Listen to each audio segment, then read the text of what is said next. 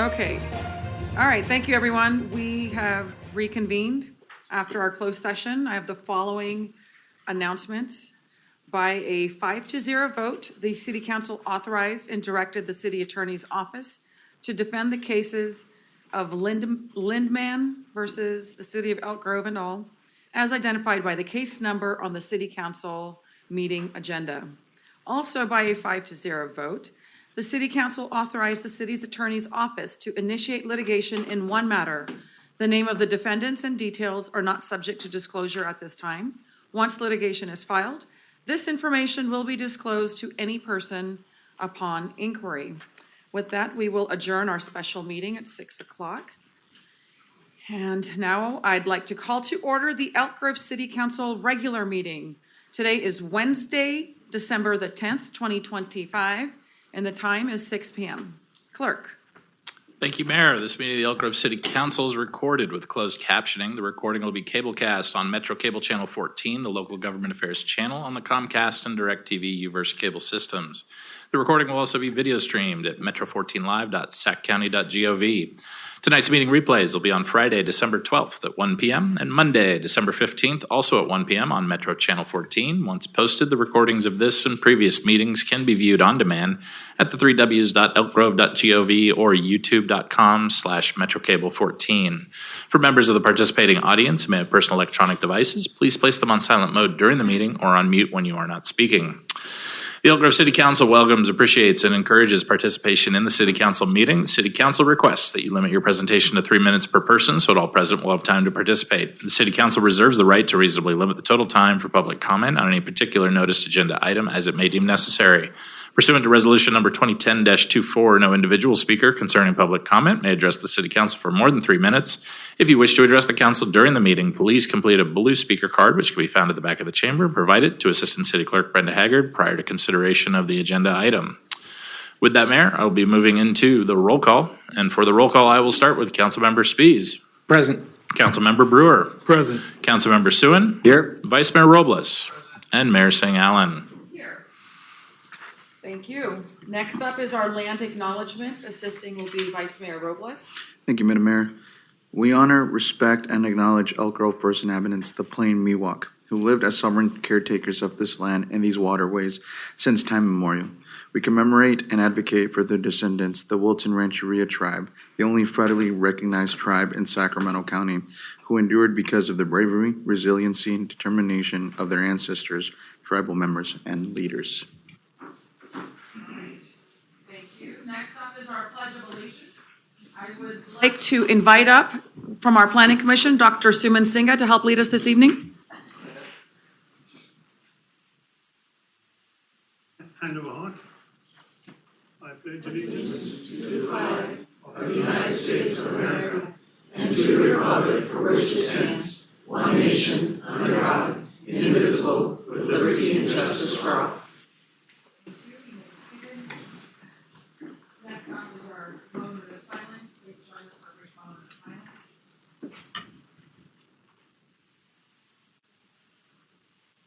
All right, thank you. Next up, item 1A, our special action item.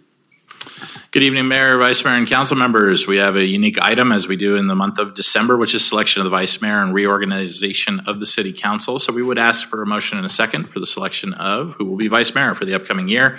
We do have the placards. If you wish to play musical chairs, we can also make the arrangements as your Norms of Procedure Manual dictates out which district seats, how you're seated if there is a move. And so we can also wait to do that in the new year. So, but otherwise, I leave it to any speakers and to the council to decide the Vice Mayor for the upcoming year. All right, at this time, I will open up the public comment opportunity. Seeing nobody sign up on this, I will close the public comment. And I will look for a motion. Mayor, I move Councilmember Suen become the Vice Mayor. I second. All right, we have a motion and a second. All those in favor, please say aye. Aye. Thank you. Congratulations. Thank you very much to everybody. Appreciate my colleagues' support. Thank you very much. Great. Would you like to play musical chairs now, or should we save that for January? We can wait. That another day won't hurt. Thank you. Yeah. All right, thank you. All right, next up is our approval of the agenda. May I get a motion, please? So moved. We have a Second. okay. All those in favor, please say aye. Aye. Thank you. Next item? And for this evening, under Section 3 for the closed session and Section 4 for presentations and announcements, there are no items under those sections. That will advance us to Section 5, our general public comment. All right, thank you. At this time, I will open up public comment. We will start with Dr. Suman Singh, followed by Bonnie Stansler.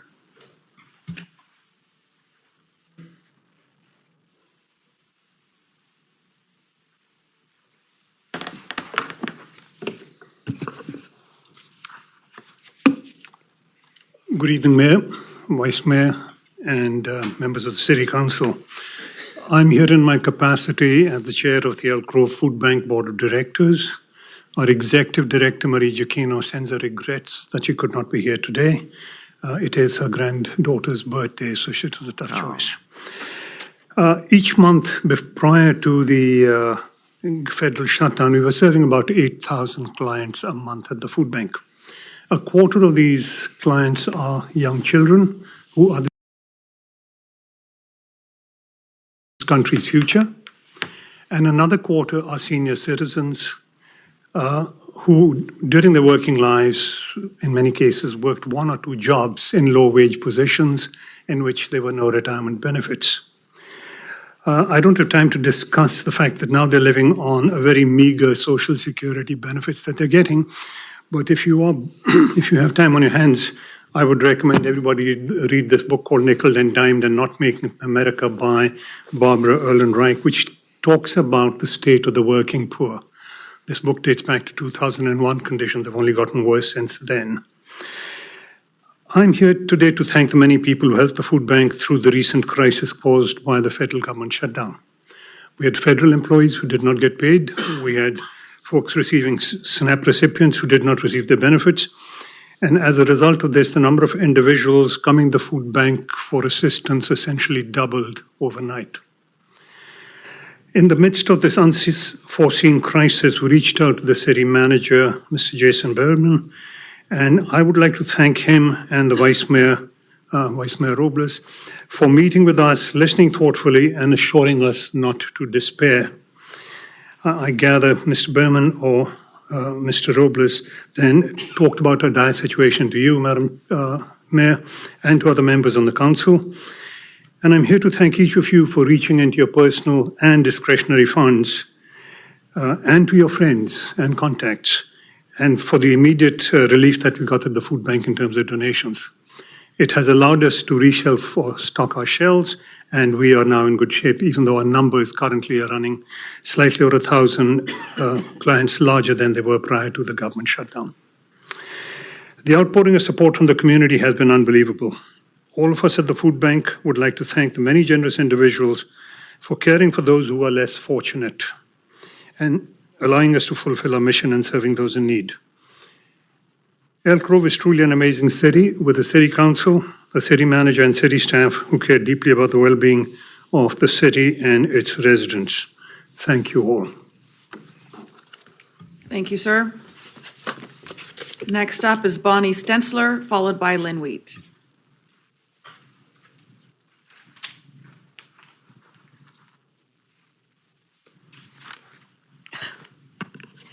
Good evening, Mayor and council members.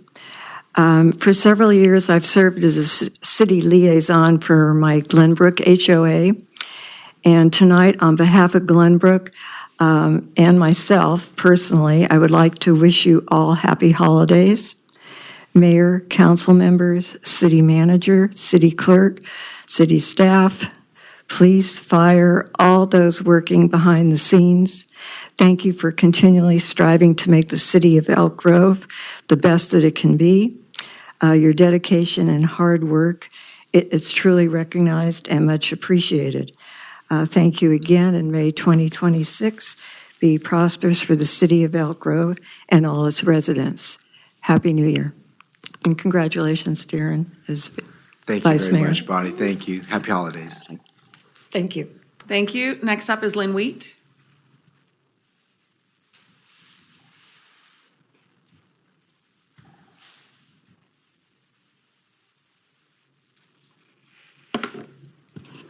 Good evening. I want to go back in time to around 2006, where the city was working on the zoning code at that particular time, and the Planning Commission was holding some workshops. So a number of us that are no longer present now were at those workshops to help influence what we wanted our city to look like and the direction and quality of life for all of us. Well, at that particular time, they were taking public comment and we were having dialogue back and forth. I suggested that we were going to be having more and more retail centers in other areas, that we ought to have bike racks put in our shopping center areas. And one of the planning commissioners at that time says, "Who rides their bike?" Well, I want to thank staff for putting forth the survey, and I most certainly will help them and answer the survey on where we might need bike racks. But to me, that was, I'm a little visionary, ahead of my time, but it's happening now. And I really thank staff for that, because I think the students and the people that ride their bikes will appreciate having a safe spot to park. Also during that time, the city had some surplus property along Sheldon and 99, and I suggested that would be a perfect pocket park for the bicyclists to take a break. So as the Trails Committee has done such a wonderful job in planning our trails, thought the city could do that. Unfortunately, that was passed, and that's not going to happen. But indeed, we are looking forward to creating safe spots for our young people, old people, bike riders. Now we have the electric bikes. I couldn't have thought that we'd have that in 2006, but we're looking at other ways, and I am thankful for the staff moving forward on that. I guess I was just ahead of the times. Lastly, I just would want to follow up on something that I think is important for us all to have an update on, is what is happening with the slow and low property and the $450,000 that the taxpayers were supposed to receive back from that default. And I'm hoping either at this meeting or in the new year we might be updated with that. And maybe even some of that money could be granted to the food bank or some of our other nonprofits within our city as we think of this season. So I want to just again thank staff for the work that they do and some of the things that they're planning that just touch my heart. And I want to wish you all happy holidays, but more importantly, a Merry Christmas. Because if we think of it, it's a season of hope and love, and it doesn't matter what God you pray to, but my God had a Jesus, and thank you, Jesus. Thank you. That is our final speaker. I just want to address really quickly to Dr. Suman Singh's point, the generosity that came from our community has just been tremendous. Want to do a shout out to a few that really stepped up. The firefighters, Local 522, donated. IBEW, their check $10,000 next week. Plumbers and pipe fitters contributed $7,500. Sheet metal check next week. The tribe, $50,000 from the Wilton Rancheria. Very proud of them and thanking them for stepping up. Kevin Nagel personally also donated, as well as Sac Republic. Donated $10,000. So just want to thank, I'm sure there's a lot of others. I know there's others that we've all reached out to, but also from the discretionary funds, Kevin Spees, thank you. You could have used it for many other things, so thank you for your generosity. And all of, and you all worked on a bunch of other organizations as well. But it takes a community to step up in times of need, and just really grateful for our extended community. Whether they live in Elk Grove or not, they know the need is great and people were suffering, and just grateful that they stepped up to help our friends and neighbors. So thank you all for that. With that, I will close public comment and move on to our next item, which is our city manager's report. All right, good evening, Madam Mayor. Our new Vice Mayor, congratulations. And the rest of the City Council, thank you for everything that you do, for all your support. And just to highlight one thing quickly that the mayor said too, just the total amount that was generated from the city's efforts was over $130,000. The city directly was about $45,000, and then the rest of the entities that the mayor said. So we're very grateful for all that the food bank does, and we're grateful to be able to participate in the important work that they do. So. Let's see. So Saturday, we had our Illumination Festival, and it was amazing. It was a great turnout. We just recently got some information about the number of visitors, and we estimate it was about 10,000 people that attended, which is almost a significant increase over prior years. About half of those people were from the city of Elk Grove, about half are from outside. So we're generating a lot of interest from the entire region, people coming to Elk Grove, which of course also benefits not only the vendors that were there, but we saw a lot of traffic in all the businesses in that whole area, right down to the various shopping centers in that area. So lots of great feedback. We're already starting to think about next year and how we, continue to manage the growing event. But appreciate the council's support, community support, organizations that participated in the event and the parade and the tree lighting, and it was something truly special. So we're proud of that fourth annual illumination. So next year's our fifth, and hopefully the weather. This is always the tricky thing. If the weather holds, we get a great turnout, but you can't predict that. But it was an outstanding event. So thanks to all, and thanks for our wonderful staff, Jody and Kristen, and it's an all hands on deck kind of effort to make that happen. So I wanted to acknowledge them and their efforts to make that, to have it go off flawlessly. So let's see, the Elk Grove Police Department and Casumnas Fire Department will bring holiday cheer to over 130 families and approximately 350 children through their annual holiday toy project. New unwrapped toy donations are being accepted at the police department and at the Casumnas Fire Department stations through December 18th. The Shabbat of Elk Grove will host their fourth annual Light Up Elk Grove Hanukkah event this Sunday, December 14th from 2 to 5 at Old Town Plaza. Festivities will include the lighting of a 9-foot LED menorah, latkes, donuts, and other delicious foods and drinks, and activities for the family. It's a free event sponsored by the city. City of Elk Grove is proud to offer a $1,000 scholarship to help local students take the next step toward a career in public service. Working with the Elk Grove Regional Scholarship Foundation, applications are now being accepted. High school seniors living in Elk Grove and planning to attend a 4-year university or a community college as a full-time student may be eligible to apply. Details and the application can be found on the Elk Grove Regional Scholarship Foundation website. And finally, council will be in recess on Wednesday, December 24th. And city facilities will be closed December 24th and December 25th for the Christmas holiday, and December 31st and January 1st for the New Year's holiday. Trash service will operate on delayed holiday schedules those weeks. Next city council meeting will be January 14th. And that concludes my report. Happy to answer any questions the council might have. Thank you. Thank you for your report. Any questions? Looking to the right, looking to the left. Just a couple of comments as it relates to the Illumination Festival. Requests from several when it comes to ADA access. If we can have some sort of closed off areas for those with disabilities so that they don't have to cram with the rest of the families and crowds and it's a safe space for them. So as we plan this out, if we can factor in the accessibility and having a special section for those in need, that would be great. Thank you. All right, we will move on to our next item, consent calendar items. At this time, I will open up public comment. I do not have anyone signed up to speak. I will close public comment. Any questions? Otherwise, I will look for an approval for consent. Move consent. Second? All those in favor, please say aye. Aye. Thank you. Item 8.1, a public hearing. That's a public hearing to consider resolution adopting amendments to the City of Elk Grove General Plan to update the open space element and the implementation work plan.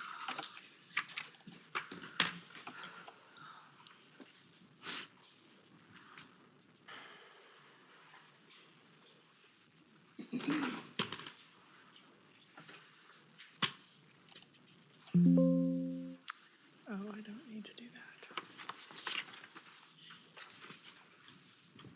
Okay. Good evening, Council. Carrie Whitlock, Long Range Planning. So the item I have before you this evening are amendments to the general plan for two sections. One is text amendments to the open space element to ensure city compliance with Senate Bill 1425. The second is updates to the implementation work program document included in the general plan. The city general plan was adopted in 2019. with amendments undertaken regularly, including for maintenance activities to ensure the document remains compliant with state law. In 2022, the state adopted Senate Bill 1425, requiring local jurisdictions to review and update their open space element of the general plan by January 1st, 2026, related to 3 different items. Equitable access to open space for all residents, climate resilience and other co-benefits of open space, and rewilding opportunities. So within the city's general plan, the open space element is primarily addressed within Chapter 7, which is Community and Resources Protection. So staff reviewed the general plan for existing policies and needed edits to meet requirements identified in the legislation. Already existing policies within the general plan are actually included in 3 different chapters: Community and Resources Protection, Services, Health and Safety, and Urban and Rural Development. There are over 20 existing policies were identified that support the 3 open space requirements. In addition, a number of existing policies were identified where text amendments could provide clarifying language to better fit within the scope of the statutory requirements. These changes are all within the Community and Resource Protection chapter, and they include edits to 7 different policies that are outlined in the staff report. 4 additional policies are being proposed to augment the existing policies in the general plan. The new policies are intended to ensure consistency across the statutory requirements and are all within that Community and Resources Protection chapter. Additional text is also proposed to be added in 2 different areas. First, additional language on rewilding opportunities with any future habitat conservation plan that the city might consider is proposed to be added to an existing paragraph on HCPs. Second, adding an additional paragraph for inclusion in the greenhouse gas emissions section, explaining the concept of climate co-benefits and providing some examples. So in addition to the open space amendments, the implementation work program is being updated.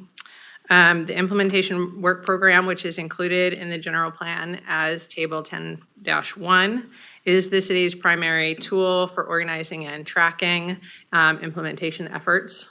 The table includes a series of actions spanning major policy areas, and with each action includes information on the lead city department, supporting partners who would be involved, priority level, and estimated timing for that action. The implementation work program is a dynamic tool that is updated periodically to ensure the priorities remain current and responsive. The updates include removing completed actions, redefining priorities and policy changes since the general plan adoption in 2019, updates to language and progress on actions, and clarification of responsibilities across city departments. With these, no further environmental review is required under state CEQA guidelines section 15061 and 15183. The implementation work program was included with the general plan EIR, and the specific changes included with these amendments are clarifications, updates to language, and removal of completed projects. So neither the open space amendments nor the changes to the implementation work program in and of themselves would result in the possibility of creating significant or cumulative effects on the environment.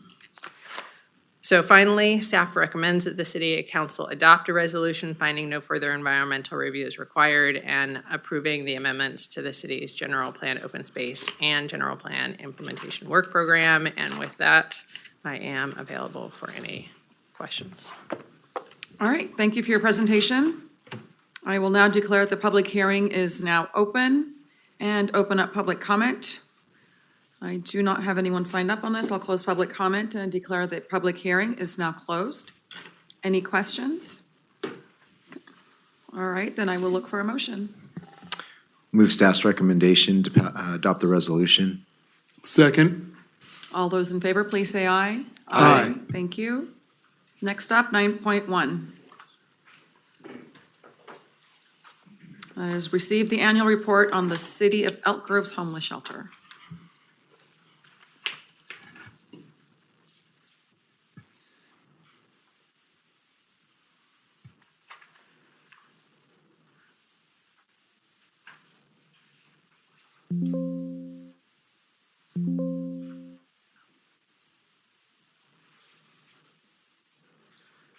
All right, good evening, Mayor and Council members. I'm Sarah Bontrager, your Housing and Public Services Manager. You've seen me here a lot lately talking about the shelter, but it's our future homeless shelter. And tonight we are here to talk about what has happened over the last year with our existing homeless shelter. So as way of background, the current shelter is located on the Calvary Christian Center site. It serves up to 30 adults per night with 5 emergency beds that PD can use to drop off folks that they come across in the community during the day or overnight. The 24/7 operations began November 5th last year, and the shelter is operated by the Gathering Inn, which is a Placer County-based nonprofit that has been our partner for both the Enhanced Winter Sanctuary and for the current iteration of the shelter. The shelter is referral only, so folks cannot walk up to the shelter. They must contact our homeless services navigator who verifies that they have a tie to Elk Grove and then can enter them into the shelter.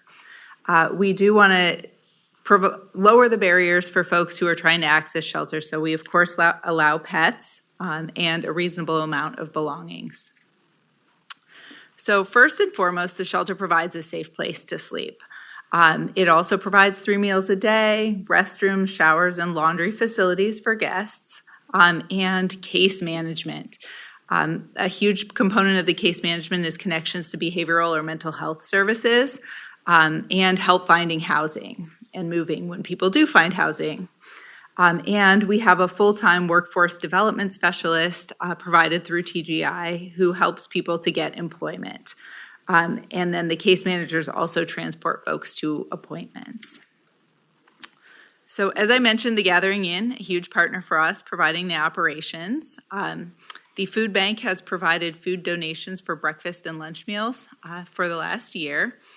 Turning Point, which is located just a little bit north of the shelter on East Stockton, does the behavioral health services for many of our guests and also serves as a day center for those guests who want to go there to access resources.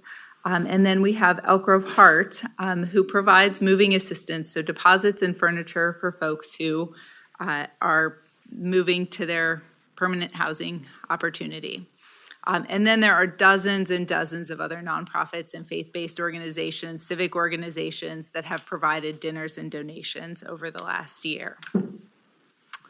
What we've seen, and our police department is here a little bit later to talk about the neighborhood impacts, but we've tried to limit the neighborhood impacts by having frequent drive-throughs by our homeless services navigators and by our police department, and a designated TGI point of contact for resident and business concerns.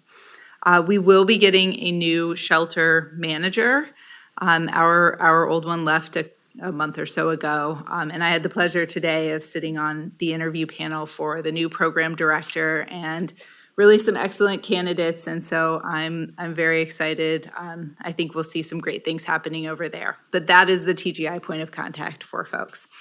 And we've received relatively few neighborhood complaints. There have not been none, but it's been very limited. So overall, 93 people have stayed at least one night at our shelter in the last year.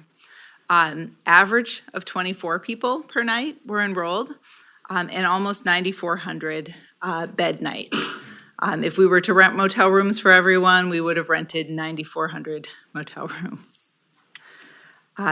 We saw guests ranging in age from 19 to 74. 27% of our guests were 55 or older. That is something that we are considering in our program strategies moving forward. And some of you were at the ribbon cutting for the Adams Townhouse recently, which is permanent housing for seniors, shared housing opportunity. And our hope is that we'll be able to serve some of the folks in that age range with housing that's less than $600 a month for a room. We had 64 men, 28 women, and 1 non-binary person, and 3 veterans, most of which were quickly moved to other opportunities. Veterans have a lot of resources available to them. More than half of our guests had a disability, and 23% had a chronic health condition. All of the guests who lived in the shelter for any period of time reported that they came from a vehicle or outdoors prior to entering the shelter. And a little over half of them were unhoused for more than a year prior to entering the shelter. We had some great successes, and this is due to the partnership with TGI and with Elk Grove Heart and all the other providers that have stepped in to help us get folks moved on. 14 people moved to permanent housing. That's affordable housing complexes, room and board, family, friends, market rate housing. We had an additional 6 households that left us for family or friends, but we weren't sure if that was forever or for a time, and so that is marked differently as temporary. But that brings us to 20 overall people. 54% of our guests were referred to behavioral health services, either at Turning Point or another provider. And about 25% of them were ultimately successfully linked to a behavioral health provider and receiving the medications that they need to stabilize. And a great statistic that we have employment. Many people assume that people experiencing homelessness are not working. In fact, we saw 7 people come into the shelter with jobs, and 12 people found new or better employment while they were at the shelter, a testament to their own individual efforts, but also to our workforce specialist at the TGI team who helped us to get resumes out for folks, to prepare them for interviews. We had 1 person get a job at Kubota, actually, and a few folks get jobs in our fast food restaurants. So local jobs and lots of partnership. Lots of community support, as I said, so 740 meals donated by the food bank, and then 278 serve partner meals. Those are dinners provided by faith-based civic groups, and so about 5 per week is what that works out to. We continued to work with folks in the shelter, having a very close partnership with TGI. We know that not everyone will stay in the shelter until they get housing. Some folks will leave for whatever reason, so we wanted to maintain those relationships so that we could work with them if they were exited or chose to leave, and then get them back into the shelter when they were ready the next time. And then we will have Elk Grove Heart here to highlight some of their successes and share some photos with you. But they did provide move-on assistance to 8 shelter guests. They provided both deposits and furniture. And they'll have some photos of the apartments that folks moved into. And so I will now turn the presentation over to Josh Magdaleno from our police department to share some shelter neighborhood statistics.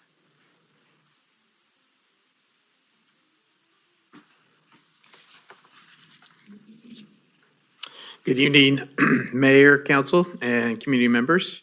I'm Lieutenant Josh Magdaleno with the Elk Grove Police Department, and I'm here to share the police department's perspective and our homeless outreach team's perspective on the shelter's first full year of operation. From a law enforcement standpoint, the shelter's become an essential tool for our frontline officers. When an officer encounters someone who has no safe place to go, we now have a real option. We maintain 5 emergency beds specifically for patrol use, and over the past year, we've used those beds 25 times. That's 25 individuals that were brought into a safe, supervised environment for the night instead of being left outside. Right now, we also have 8 to 10 shelter guests who are actively moving towards transitional or permanent housing, and our outreach team and navigator staff are working closely together to support those moves, and that progress is encouraging. One of the most significant impacts we've seen at the city is the reduction of encampments. Since the shelter opened, Elk Grove has experienced a 65% decrease in homeless encampments within the city limits. That reduction is meaningful for public health, neighborhood safety, and for the officers who respond to those areas. With fewer encampments, the amount of debris collected during our bi-weekly cleanups has also dropped dramatically by over 40,000 pounds this year. That's a clear indicator that the shelter is helping shift people away from unmanaged outdoor spaces into safer, more stable environments.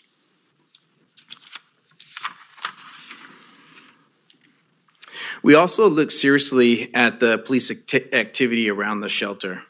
We focused on a 0.3 mile radius and compared the year before the opening of the shelter to the first year after. And during the first year, there were 711 calls for service compared to 595 calls the previous year, an increase of 9.1%.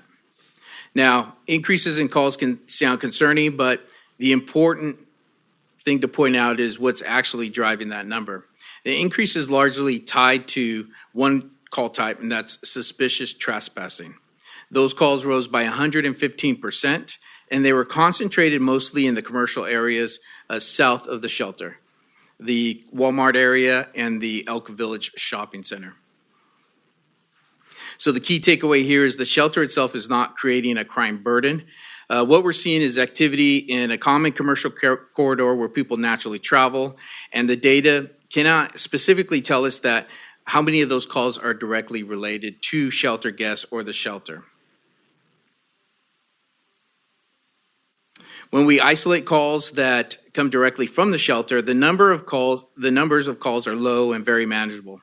Over the past year, the shelter generated 51 public initiated calls. 6 of those were from members of the public, 32 from the shelter employees, and 13 from shelter guests.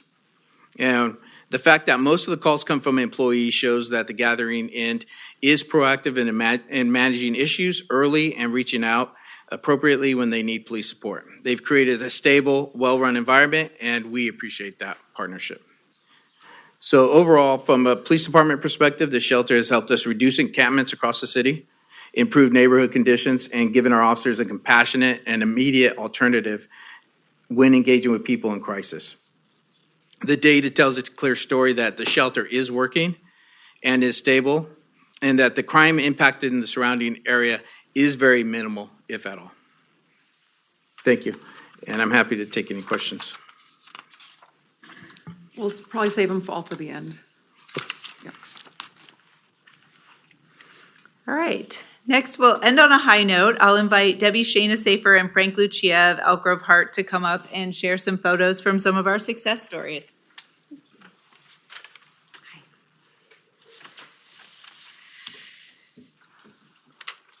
Mayor Singh-Allen and council members, thank you for this opportunity to speak before you. Frank and I founded Elk Grove Heart 15 years ago and highly value the partnership with Sarah Bontrager and you, the city, as we join in developing and implementing new programs to support the unsheltered in our community. In review of what the shelter has meant to our unhoused, it has been a place to escape the elements, especially on cold nights like tonight. It is not about comfort. 20 to 30 people died on the streets of Sacramento last year due to, a lot of them due to hypothermia. The shelter is a place where the unhoused can get a hot meal and stretch out to get a good night's sleep. The use of a bathroom with a hot shower helps to stabilize them and prepare them to look for employment. And so many are doing just that, successfully finding employment and housing to transition out of the shelter. To qualify for an apartment, you need to have 3 months consecutive employment.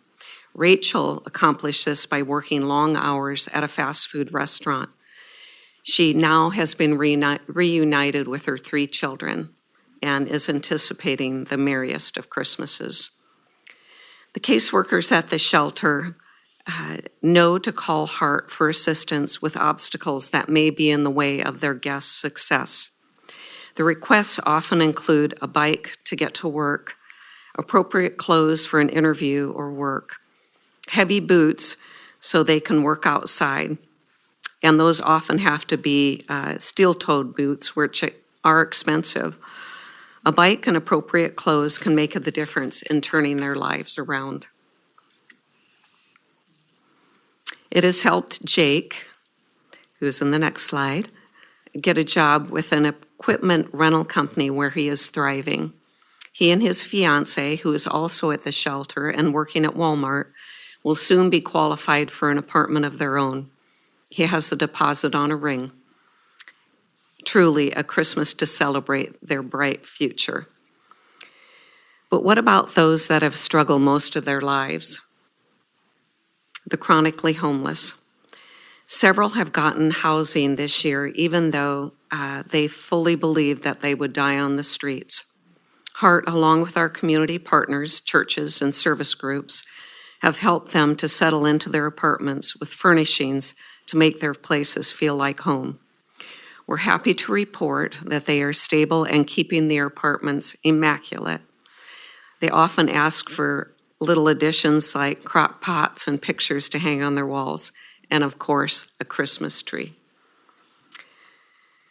They are taking pride in their places, and they are deeply appreciative of a home to call their own.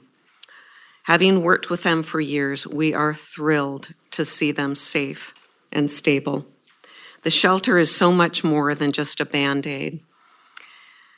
It is truly an opportunity for them to turn their lives around. We are so proud of our community and the support and compassion they have shown to those at the shelter.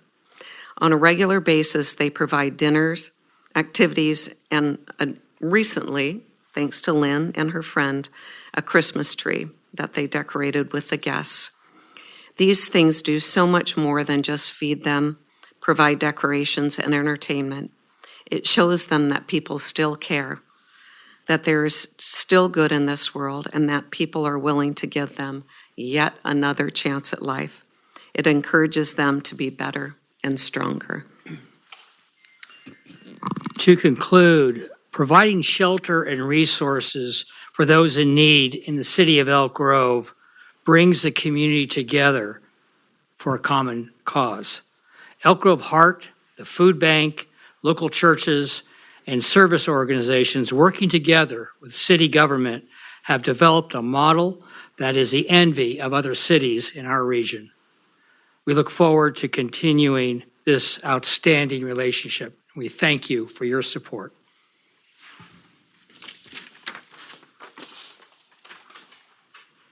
Great. That concludes the staff presentation. We are all available to answer questions. We also do have, if you have questions for TGI, we have Keith Diedrich and Nick Golling in the audience. Excellent. All right, at this time, I'm going to open up public comment opportunity. I don't have anyone signed up, so I'll close public comment. I'm just going to kick this off. First and foremost, Elk Grove Heart, thank you. Sincerely, thank you, thank you, thank you. It's our nonprofits that we need to fill that void, and the work that you have done has really provided hope for our vulnerable population. So thank you. That partnership is critical, especially now more than ever. I loved hearing the statistics from Elk Grove PD. It shows that the shelter is working, and we're providing stabilization for these families, for these individuals to get back on their feet. So thank you for sharing those stats. I think that was really important, not only for me, but also for those that might be watching or who will read later on, that it's working. This is a safe place, and it's a much needed place. Seeing that reduction in encampments, those are huge numbers worthy of celebration. It's freezing out there, and it's just so comforting knowing that there is a safe place, a warm place where you can have that human dignity. So I just really appreciate all the work that we're doing. And then, of course, to the Gathering Inn, thank you. Great partnership. It's been wonderful. And seeing and hearing all of these success stories, it's not just a statistic. These are real people moving on to a brighter future. So thank you for all the great work that you're doing. Other questions, comments from my colleagues? I'll start to the left. Vice Mayor Singh-Allen. Thanks, Mayor. I just wanted to echo a lot of your sentiments. I appreciate the compliments that were shared for the city, but I want to also emphasize the partnership. And Sarah, thank you to you and your team been instrumental in leading this effort from the city side as well.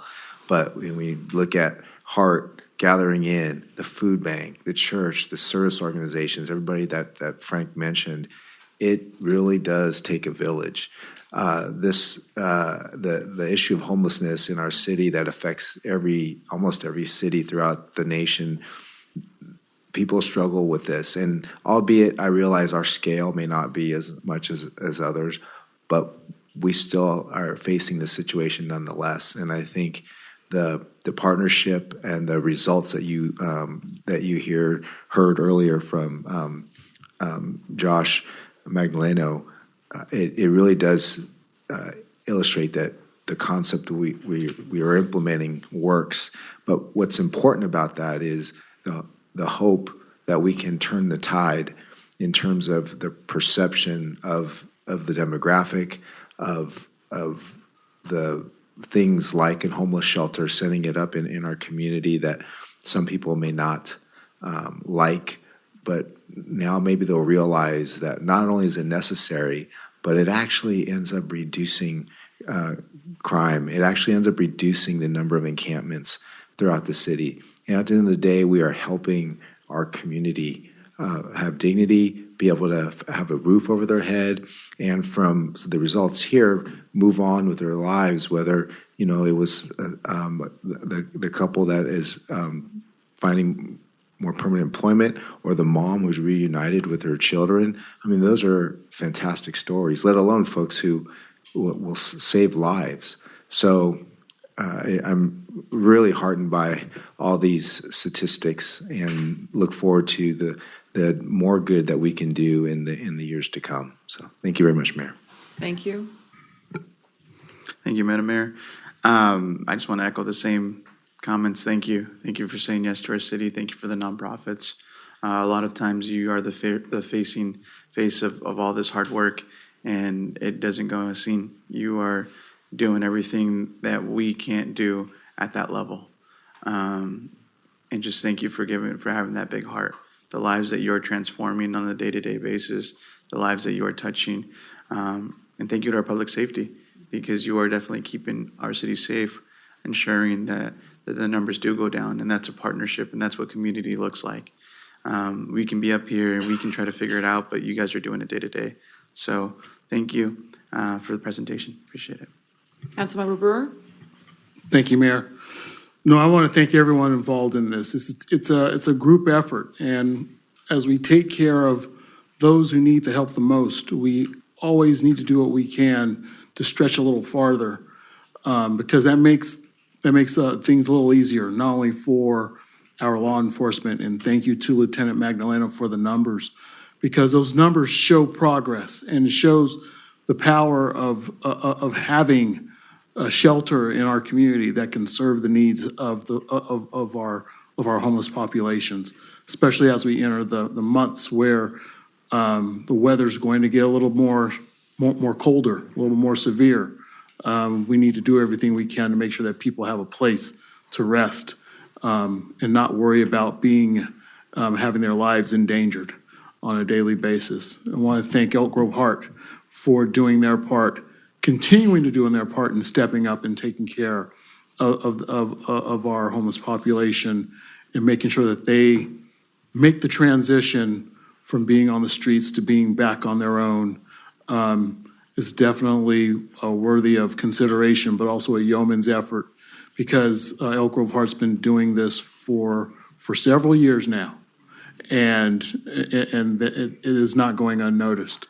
But for Keith Dieterich and the team at the Gathering Inn, and Christian, who's there on the daily basis as well, I want to thank you, because if you weren't here providing that service and providing the care and attention that is needed, a lot of our folks would still be struggling. And I mean struggling in a major way, because we see it along our creeks, our trailways. They're in the invisible places. And to bring them out into the light and to provide that hand up means the world. Means the world to them, but also means the world to us as a city council, but also as the city itself. because I've always said this and I'll continue to say this. We are our brother and sister's keeper. Period. Full stop. And we need to do everything we can to take care of our fellow man because that's the right thing to do. But thank you again and great job. Councilmember Spies? Thank you, Madam Mayor. So this issue of homelessness is, as I've mentioned in the past, is something that's personal for me because I have a family member who's been living on the river now for 8 years, and so I recognize as someone who has a family member who needs this type of help. I recognize that it's difficult to ask community to step up and to take help people to do this, right? So what I want to first recognize is this is a very expensive endeavor. When we look at what the cost of homelessness has on our state, our city, across the United States, it's a significant investment. And so, first and foremost, I would really like to thank our taxpayers. A couple of years ago, our taxpayers said, you know what, managing homelessness is an important priority for us. And as a result, we have Measure E. And those tax dollars have been very helpful in helping us to move the needle, just as has been discussed today. So I'll start, I already started, but to go further, I want to talk about the evolution of E.G. Hart, because I'll tell you what, maybe not everyone remembers, but 15 years ago, E.G. Hart wasn't necessarily well received.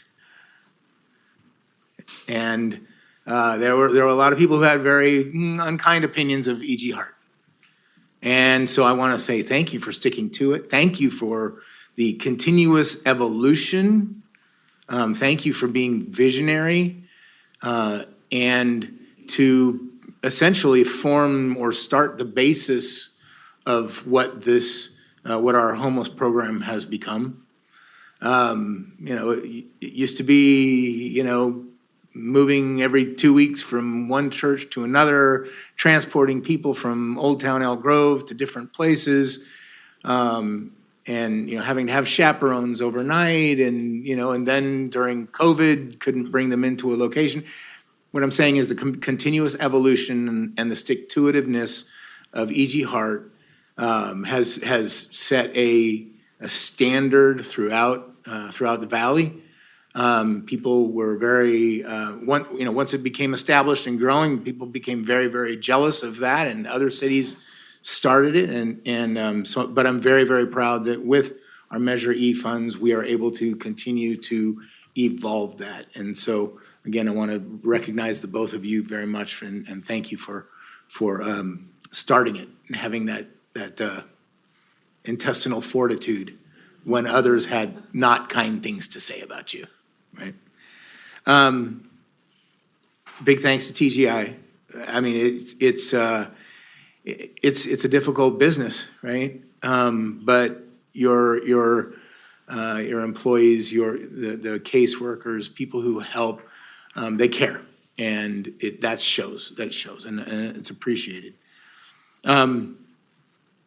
PD, I even remember a few years ago, people were not, people said, law enforcement is not a tool for homelessness, and that's only part right? It's PD, public safety, or law enforcement is not the full solution, but they're a very, very important part of the solution. And often when things get difficult, as they sometimes do with the population, I want to thank you very much for treating them with compassion, for helping them to find their way to a shelter or to find their way home. Unfortunately, a small group has to go it the difficult way and seek other county accommodations, right? But I'm glad that we go compassion first. So I want to thank you for that. Sarah and Jimeno, again, I'm not always in straight agreement with Sarah. But what I love about you, Sarah, is that you continue to challenge, you continue to, say, all right, but what about this? How can we do this? And so, anyone else I'm forgetting on your team, I sincerely apologize, but, we've really moved the needle, and I appreciate that. Food bank, of course, it can't be done without them. And then the last group that I really I want to note is that, well, of course, Public Works does a lot of work in cleaning up the encampments in cooperation with PD. But I also want to thank the Elk Grove Anti-Trash Group that does a whole lot of residual cleanup. They're unpaid, but highly motivated. But man, I'll tell you what, in the last year, I have had a number of people who, without being solicited, have said, man, I tell you what, I see less encampment, I see less litter, and Elk Grove is looking cleaner and better. And those are not my words, those are the words that come from them. So, long story short, I know we don't want to go on and on forever, but yeah, we have less than 2% of the county's population here. We can't solve the problem, but we can manage the problem. I think we're managing it very, very well, and that's because of the city team, and by that I mean the city and the community and everyone together. So thank you very much. I appreciate it. Thank you, everyone. All right, we will move on to our next item. That is 9.2. Receive a presentation on the old library site reuse project and provide direction on the proposed plans for community outreach and engagements.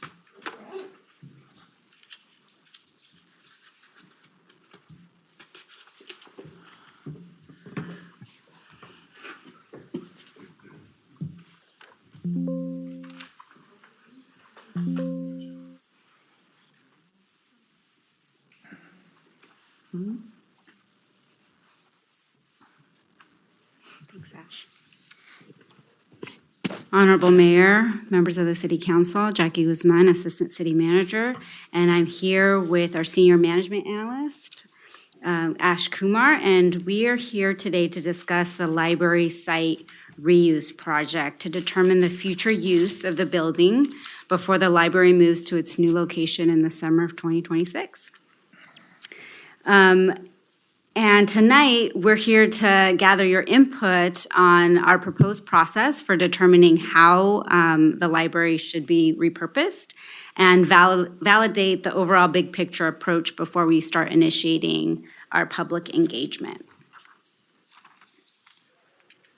All right. So, this opportunity is really to transform an asset to meet Elk Grove's evolving needs. This is really a process we hope will allow us to co-create with our residents to ensure that the final solution enriches civic life and is designed to ensure alignment with City Council's vision and priorities. This is a really unique opportunity. It's at a prime, the library is at a prime gateway location, offering a chance to provide lasting value to our residents. And really, this is a unique opportunity for us to do something different than we normally do in terms of our public engagement process, which is really to co-create with our residents. So what does that mean? Co-creation means that we're going to put our residents at the center, allowing them to generate ideas and to design the future use of the library along with city staff, instead of city staff designing and asking the community for input on options. So this is a different approach than we have used, but it really allows us to have a deeper understanding of community needs, to provide outcomes that are better and more relevant. It increases innovation, and it builds stronger relationships with and trust with our community.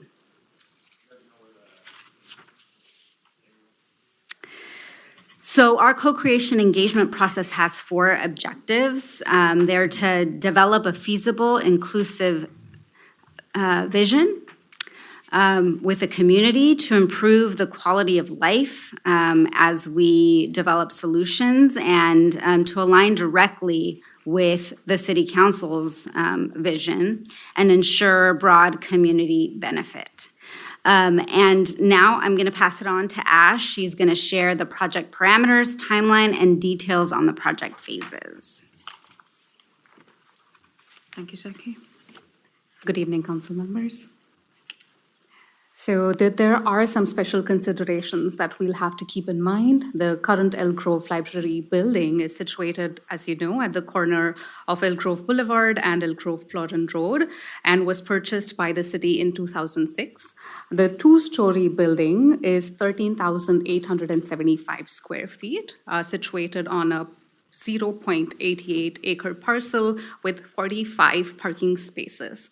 So these are major considerations which are to maintain the existing building footprint, to retain the current number of parking spaces, to uphold the current community commercial zoning, and to preserve the existing facade and building height.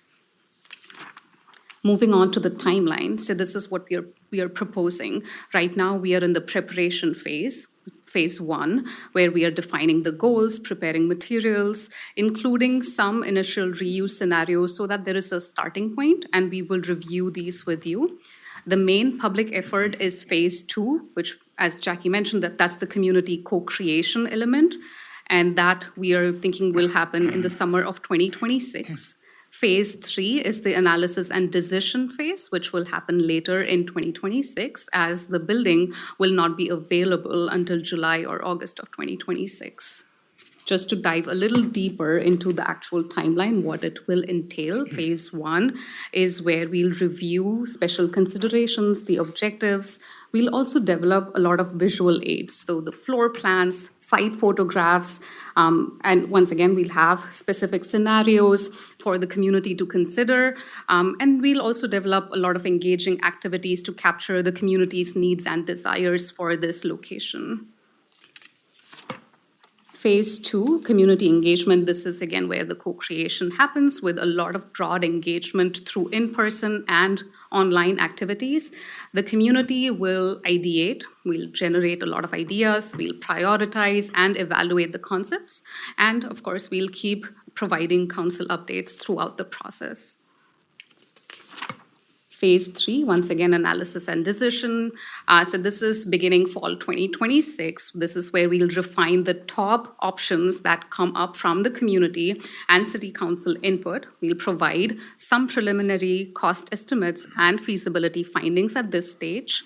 And we'll also present the top choices again and a recommended path to move forward. There is some flexibility. We can return to the community if we need additional input at that stage as well. If not, if we have solid top 2 choices, then we can proceed with those with council approval. I'll pass it back to Jackie to go over the next steps. Thank you, Ash. So we welcome your input on the process. We're seeking direction from City Council to formally adopt this framework and initiate the public engagement efforts in early 2026. Your guidance today will allow us to refine the process and prepare for the soft launch of the community co-creation phase. And with that, that concludes our presentation, and we're happy to answer any of your questions or take comments on this proposed plan. All right, thank you. I will go ahead and open up public comment. No one signed up to speak on this item. I will close public comment. Open it up for questions. I'll start to the right. Councilmember Spies. I don't have any questions. I had the opportunity to have heard the presentation before, and I appreciate it. I agree with it. I'm happy for it. I'd love to have the opportunity for residents to have opportunity to weigh in early. And so I definitely support the approach. Thank you. Councilmember Brewer, anything? Yeah, no, thank you for the review and the timeline for what everything will look like over the next few months. Very, very interested in seeing us as we make the transition from the corner of Elk Grove Boulevard and Elk Grove Flooring down to Waterman and Elk Grove Boulevard, and to seeing how the ideas from the community help shape what that site can be and how it can fit perfectly into the city and how we're moving forward. So very thankful for that. We are hearing some early ideas, but it'll be good to hear the entire community and providing their input to help give us a little bit of guidance on how it should look and what it should look like and for the community as a whole, because you definitely want that strong community benefit. But definitely looking forward and happy to help in any way I can. Thank you. Thank you. Councilmember Robles? Thank you, Madam Mayor. Just thank you for the presentation, looking to get community buy-in and looking forward to see what comes out of this. Vice Mayor?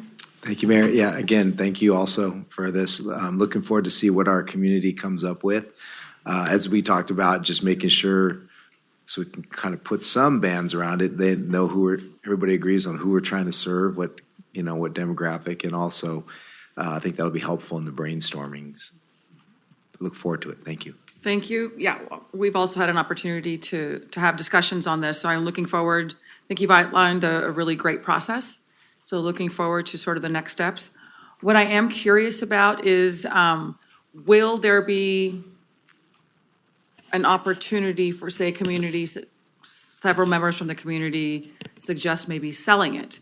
Are we prepared to have that kind of a, do we have an appraised value? Do we have any information that would also be available, not just for a reuse for our purposes, but perhaps, I'm not saying I'm an advocate, but I'm just wanting to make sure that we have the information should we need it. I think that there are some parameters that we can't change, right? We can't change the size of the building and, the number of parking spots.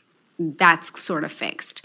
Things like parameters around the opportunity to sell it or no, this must remain an asset of the cities, those are parameters that council can, direct staff to consider. So it really is up to you. We're here to gather your feedback. It can be as open as possible or have more parameters depending on what council's direction is. All right. Well, I think I'm looking forward to seeing what the feedback comes back at and maybe determining parameters at that time when it's more appropriate. Yeah, and it can really be when we start seeing what the community is sharing as opportunities. And if that's something that rises because there is, an outside entity that wants to do something unique with the space, then that's something we would bring to council. Yep. All right. Thank you. Thank you very much for your presentation.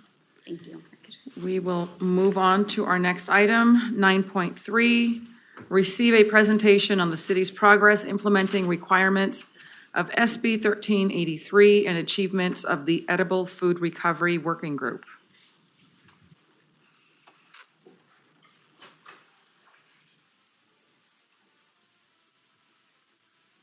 I have not seen my presentation on the screen.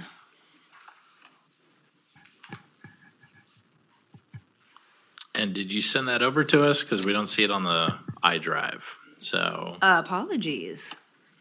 It should have come through. Let me pull it up. Apologies.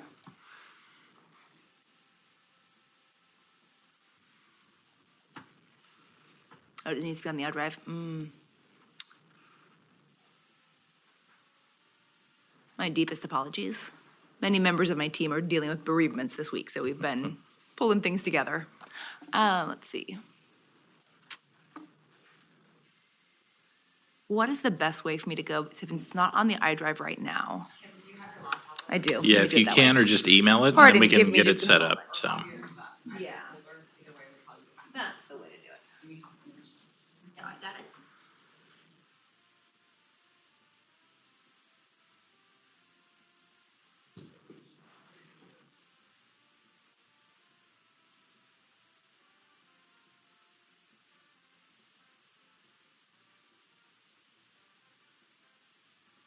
I'm hearing murmurs over there of email being faster. Maybe I'll go that route.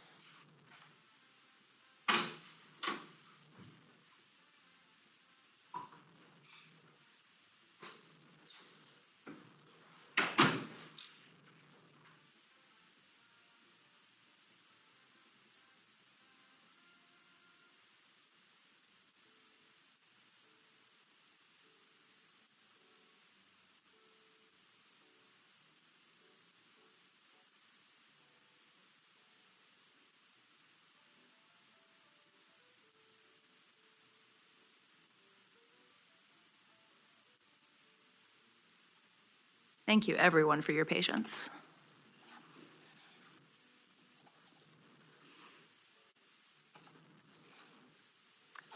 And feel free to let me know if there's a faster way to get to email here. Should it come up automatically?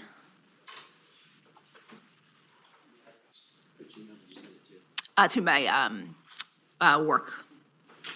Jason, would it be faster if she just forwarded it to you? Apologies. So I sent it to myself. Should I send it to you, Jason? Indeed, Jay Apologies. Lindgren, yeah. That'll work.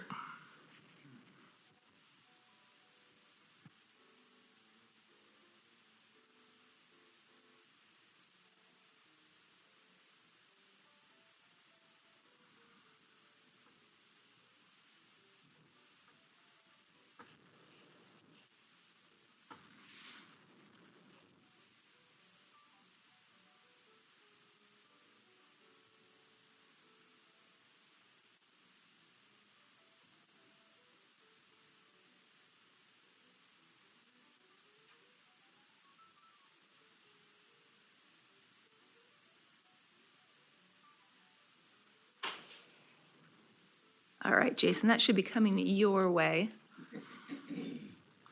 Working at the speed of an internet connection, apparently. Absolutely. So it's taking its time.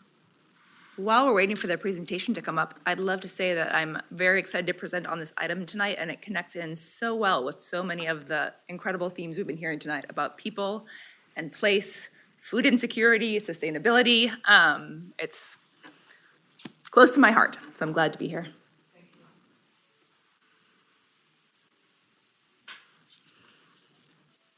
Jason, let me know if you need me to do anything on my We're end. en route, so here it comes. Here we go. Da-da-da-da-da-da. Sorry, I'll just be doing a little bit of driving here. Oops. Feel free.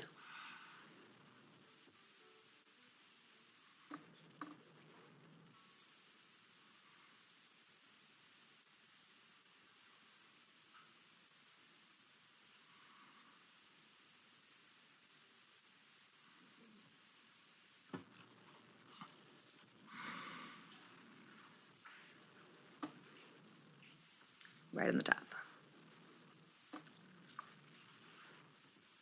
And there we are, a connected city. So hopefully that should be able to open up on from the desktop, and you should be ready to go. Wonderful. Thank you so much, Jason.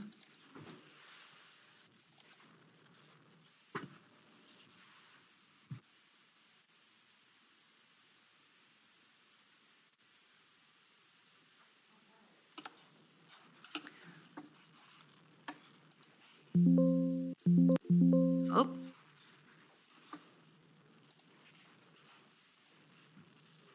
All right, we are in business. Good evening, Mayor Singh-Allen, members of the City Council. I'm very excited to be here tonight. My name is Kim Taylor, and I manage the city's Recycling and Waste Division, which is part of Public Works. The item I'm presenting before you tonight is an update on the city's work to implement Senate Bill 1383, California's short-lived climate pollution reduction strategy. It's a mouthful, but essentially it's trying to keep organics out of the garbage to reduce the amount of methane that's being produced in landfills. Senate Bill 1383 requires all California jurisdictions to reduce greenhouse gas emissions from landfills by implementing programs that reduce organic waste and promote a circular economy for recycled organic waste products. This includes reducing the amount of residential and commercial organic waste, including food, that's disposed of in landfills, procuring a minimum quantity of recycled organic waste products annually, and recovering edible food from commercial generators for donation so it can be used for its highest value, to feed people. These objectives align with those of the city's climate action plan, as well as the city's overarching goals of facilitating a sustainable economy and promoting a safe and resilient community. The city's efforts to implement Senate Bill 1383 kicked off in 2022 with the expansion of the curbside residential organics collection program to include food waste in the green organics cart along with yard debris. Since that launch, the city has provided residents with ongoing resources, education, and outreach to promote the behavior change of separating food waste from garbage and to normalize that practice across Elk Grove. These efforts have included utilizing a variety of media resources for messaging and education, distributing over 13,000 kitchen top pails to Elk Grove residents, and partnering with Republic Services to conduct regular route audits and contamination monitoring to understand how residents in Elk Grove are disposing of their organic food waste and other materials. For commercial and multifamily generators, staff conduct site visits and inspections, provide technical assistance and education, and monitor compliance with required organics collection, record keeping, and contamination standards. Staff also support edible food generators, including grocery stores and restaurants, in meeting requirements for food donation through outreach, inspection, and assistance, establishing food recovery agreements with food recovery organizations. In addition to requiring residents and businesses to separate food and other organics from trash to reduce greenhouse gas emissions, Senate Bill 1383 also requires jurisdictions to procure and utilize recycled organic waste products such as compost and mulch. This component of Senate Bill 1383 is intended to facilitate a sustainable circular economy in which inedible food is turned into compost or other recycled organic waste products, which are then utilized to advance sustainable management of natural resources. In Elk Grove, we're committed to this goal of advancing sustainable management of natural resources, and we want to ensure the city's investment in recycled organic waste products provides local benefits. This past year, the city piloted a community compost giveaway program, which has been incredibly popular with Elk Grove residents and has facilitated closing the loop by bringing compost made from recycled organic waste back into our community to nourish people's gardens and landscaping. The city also began utilizing SB 1383 compliant compost as well as mulch for landscaping in locations around the homeless shelter, animal shelter, special waste collection center, courtyard, and PD facilities. This is another way the city is closing the loop to create a circular economy with recycled organic waste product that bring direct local benefits to Elk Grove. In addition to advancing SB 1383 requirements on a local level, the city has participated in an innovative and impactful collaboration on a regional level to increase the recovery of edible food and reduce food insecurity across Sacramento County. This collaboration between 7 jurisdictions has resulted in the Capital Food Access Alliance, which serves to strengthen regional food recovery capacity, develop shared reporting tools, and provide consistent outreach and technical assistance for generators. Through the CFAA, Capital Food Access Alliance grant program, 29 organizations have expanded their capacity to recover food and get it to people in need through expanding capacity, operational efficiency, and community collaboration. 15 of those 29 organizations are utilizing grant funding to serve communities and address food insecurity here in Elk Grove. And I'm proud to say that 2 of the organizations funded are physically based in Elk Grove, Todo Un Poco and Almizba. In fiscal year 24-25, the Capital Food Access Alliance awarded over $2 million in grant funding to organizations advancing food recovery in Sacramento County. While the impact of those grants will largely occur in the first half of next year, as they were awarded this past fall, over 3 million pounds of good food that might otherwise have ended up in the landfill have already been safely recovered and used to feed people through this grant program in Sacramento County. The city's work to implement the requirements of SB 1383 is well underway and helping to advance the city's goals of facilitating a sustainable economy and promoting a safe and resilient community. Our next steps include increasing program participation through continued education and oversight, expanding the city's procurement programs to significantly increase the amount of compost and mulch being utilized in Elk Grove, and presenting recommendations to continue the city's participation in efforts to expand regional capacity for recovering edible food through the work of the Capital Food Access Alliance beyond 2026, which is the current end date. Thank you, and please let me know what questions you have about the city's work implementing SB 1383. All right, thank you. Great presentation. Thank you. At this time, I will open up public comment. I do not have anyone sign up to speak. I'll close public comment. Questions, comments? I'll go to the left. Vice Mayor. Thank you, Mayor. No questions, but thank you also for the presentation. Good, nice to see how the progress we're making to comply with 1383. Councilmember Robles. Thank you, Mayor. Just thank you for the presentation and thank you for allowing us to know what we're doing with food insecurity and everything else. Appreciate it. Any questions to the right? Comment? Just a real quick one. A couple years back, Senate Bill 1383 was a very, very troubling, difficult to implement program, caused a lot of consternation from a lot of places. And so I want to thank you and, of course, for folks who have been doing recycling waste earlier. But thank you for making it all make sense, helping to, reduce the organics in our landfill. It's appreciated. I know that Marie, I just forgot her name at Toto and Poco. She's going to kill me. Marie Mertz. Yep. She has been she's been an advocate for a very, very long time, trying to, divert food from, going into trash cans. And so I'm really glad to see that she's an active part of it. So I want to thank you very much. I appreciate it. Thank you to my colleagues. Great presentation. It's great to see changed behavior, even in my own household. I would imagine all your households on just being less wasteful. So this is great progress. Thank you.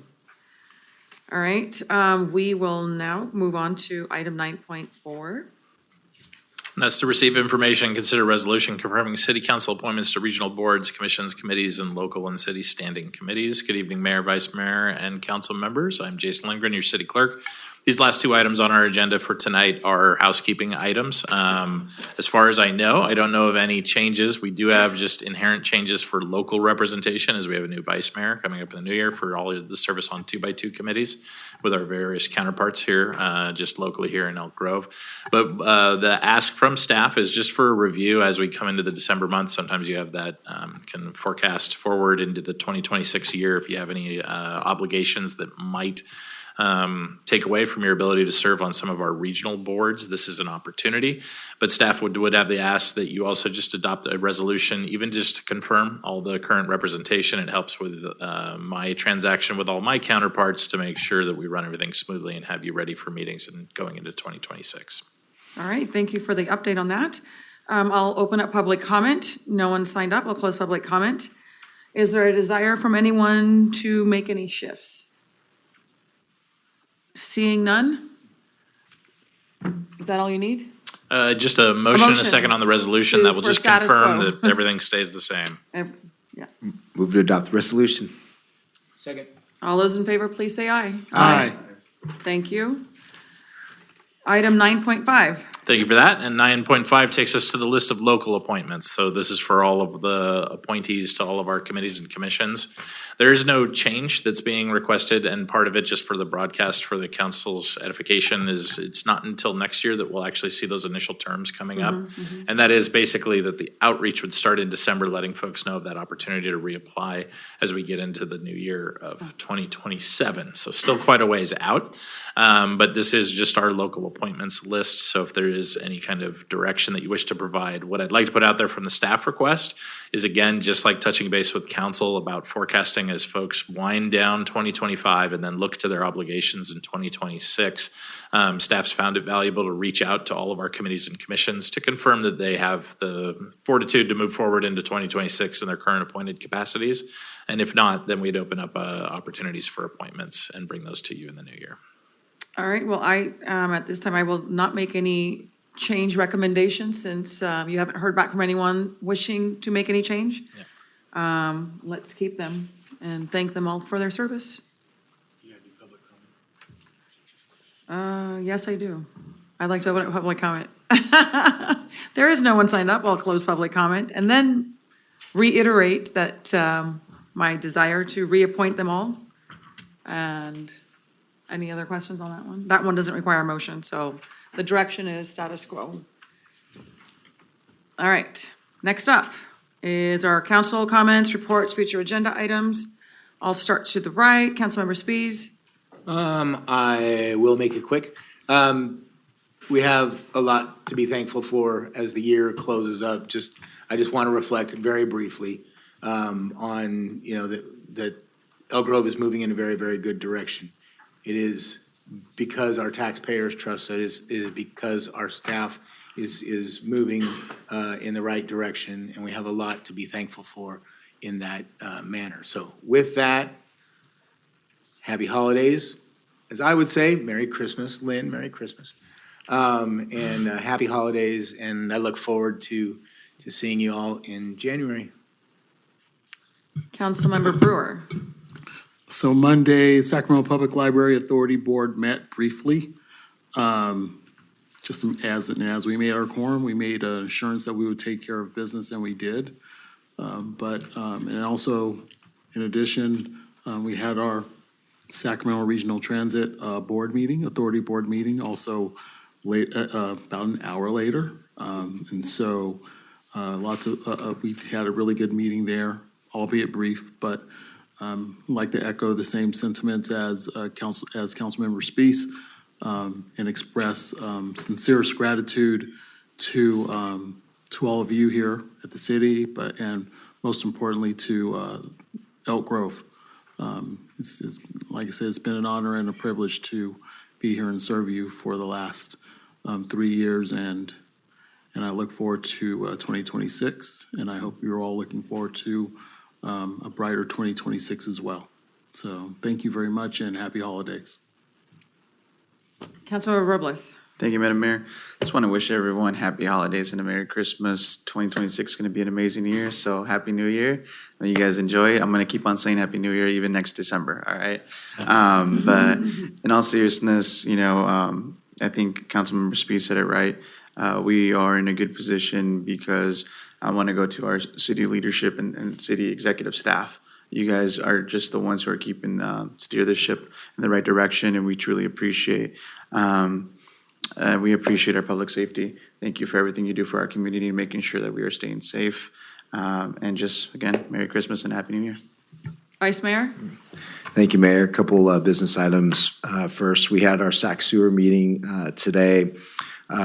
Councilmember Robles and I, and one of the things that came up were on the Harvest Water Project, which all of you I think are familiar about.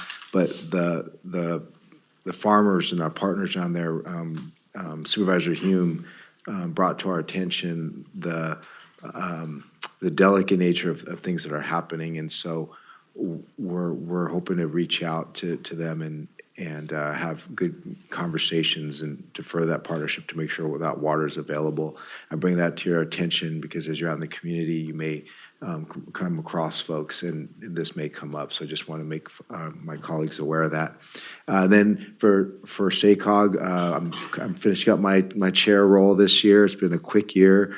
One of the last actions, though, really excited that we were able to adopt the 2025 blueprint. That's the guiding document for the 6-county, 22-city region on equity, economy, and the environment. And so won't get on the wonkiness of that, but you'll remember Executive Director Corliss came and talked to our council about that blueprint and the significance of that document. And then finally, just want to echo some sentiments that were mentioned earlier. Just really grateful serving with my colleagues here and all the staff. We have had a great many years, and this is very similar. It was a great 2025 for our city, so really excited for what 2026 will bring as well. Happy holidays to all of you and your families, and thank you all for what you do for our city, our staff, my council colleagues. You see us up here, but we know, all of us know, you sacrifice for your families as well. And we greatly appreciate all the efforts you put forward every day here at the city. Thank you. Thank you. Thank you to my colleagues. Quick business items. Tomorrow is the GSEC Board of Directors, so I'll be representing the city of Elk Grove. And then Monday was SAC-RT, and I'm now the new chair for Sacramento Regional Transit. Yeah. There's more work. But as we wrap up 2025, a sincere wish to all of you watching, those that are here, especially my colleagues and our amazing staff. I feel truly every single day that I am the luckiest mayor in the state of California, maybe in the United States. Mm-hmm. We have the best council, we have the best staff, and we have the best community. And it is, as an immigrant to this country, I don't take, this opportunity lightly. This is something that as our immigrants are suffering out there, our refugees are suffering, that empathy right now that is part of the holiday spirit. Any religion you talk about, it's that kindness and that compassion to give and reach out and help those that are less fortunate, those that are marginalized, those that are hurting. May this season reconnect us to our shared humanity and let us go do good things together. My wish for all of you is to be safe and to be healthy. Thank you all so much for making my job so much easier. Team Elk Grove is amazing. We are truly lucky. So stay safe, be healthy, and cheers to 2026. Looking forward to the next year. With that, we will adjourn our regular meeting at 7:30 p.m. Good night.